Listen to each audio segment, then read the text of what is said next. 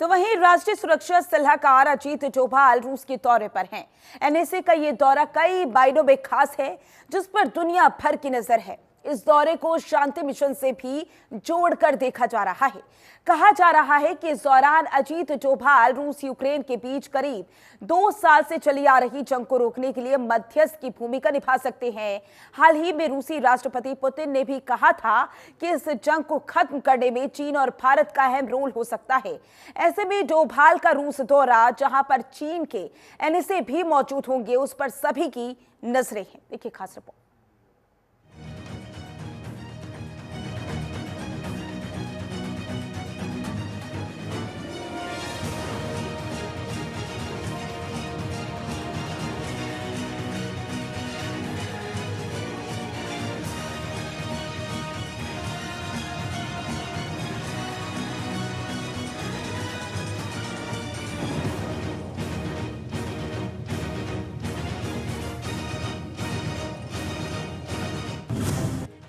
PM Modi का शांति mission.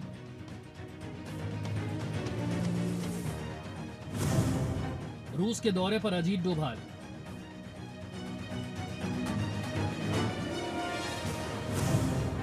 रूस Ukraine युद्ध रुकवाने की तैयारी।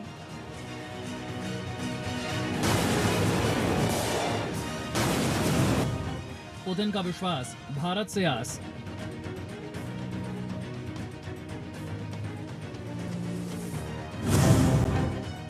ज़ेलेंस्की भी चाहते हैं युद्ध पर विराम। 23 अगस्त 2024 ये वो तारीख है जब भारत का कोई प्रधानमंत्री यूक्रेन गया, और ये दौरा भी एक ऐसे वक्त में हुआ जब रूस और यूक्रेन में भयंकर जंग जारी है। ये जंग अब एक नए दौर में पहुंच गई। इसके बावजूद प्रधानमंत्री मोदी ने जंग के बीच शांति का संदेश ले जाने का जोखिम उठाया, जिसके बाद यूक्रेन के राष्ट्रपति ने भारत को लेकर जो भरोसा जताया, उस पर पुतिन ने मोहर लगा दी। यूक्रेन के राष्ट्रपति वोलोदिमीर ज़ेलेंस्की ने कहा था कि भारत एक बड़ा देश है और पुतिन पर भारत का काफी प्रभाव है। जब हम जंग के दौर में हैं, ऐसे वक्त में पुतिन को सिर्फ भारत रोक सकता है। पुतिन भारत की बात मान सकते हैं। यूक्रेन के राष्ट्रपति ज़ेलेंस्की के बयान के बाद से यह साफ जाहिर हो गया था कि दुनिया में आज भारत ने अपनी एक अलग पहचान बनाई। प्रधानमंत्री मोदी का प्रभाव दुनिया भर के देशों में है और जंग की आग में झुलस रहे दोनों ही देशों को भारत से आस है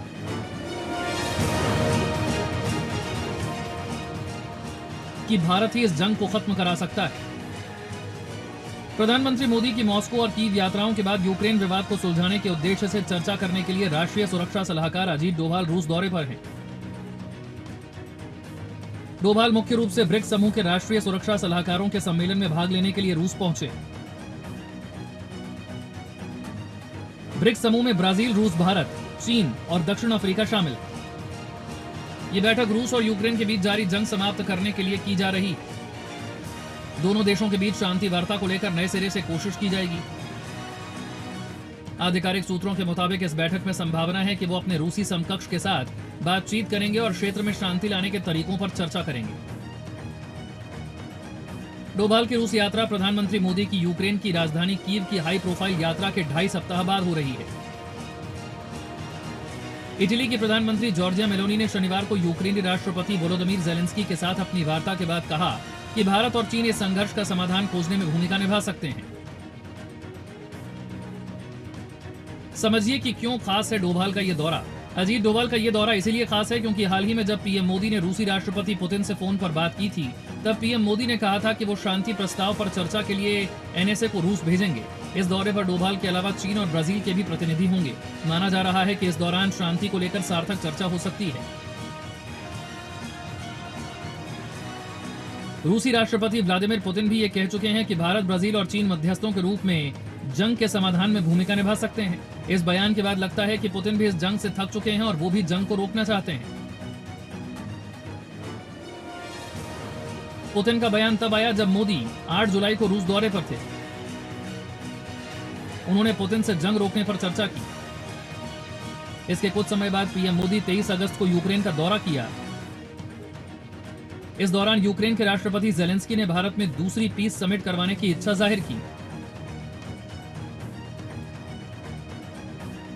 24 फरवरी 2022 को शुरू हुई रूस यूक्रेन जंग को 2.5 साल पूरे हो चुके हैं। लेकिन ऐसा पहली बार है जब दोनों तरफ से शांति की बातें हो रही हैं और दोनों की पहली पसंद भारत ही है। चूंकि पुतिन हो या ज़ेलेंस्की, दोनों को भारत पर भरोसा है। इस जंग में अब तक यूक्रेन के 10,000 आम नागरिकों की मौत हो गई है। 18,500 लोग घायल हैं। यूक्रेन का दावा है कि रूस 3,92,000 सैनिक गंवा चुका है। इस बीच अमेरिका ने 500 रशियन कंपनी पर प्रतिबंध लगा दिया है। दूसरे विश्व युद्ध के बाद ऐसा पहली बार है जब रूस की धरती पर किसी विदेशी ताकत ने कब्जा किया हो। यूक्रेन ने 2 हफ्ते में रूस के 1263 वर्ग किलोमीटर इलाके पर कब्जा कर लिया था। यूक्रेन का दावा है कि रूस ने 2024 के 8 महीने में जितने इलाके पर कब्जा किया है, उससे ज्यादा जमीन पर यूक्रेन ने 2 हफ्ते में कब्जा कर लिया। पीएम मोदी के रूस और यूक्रेन दौरे के बाद ज़ेलेंस्की की तरफ से भारत में दूसरा शांति सम्मेलन, तो वहीं पुतिन की तरफ से भारत को मध्यस्थ बनाने की मांग होना भारत की बढ़ती भूमिका की तरफ साफ इशारा कर रही है। ब्यूरो रिपोर्ट, जनतंत्र टीवी।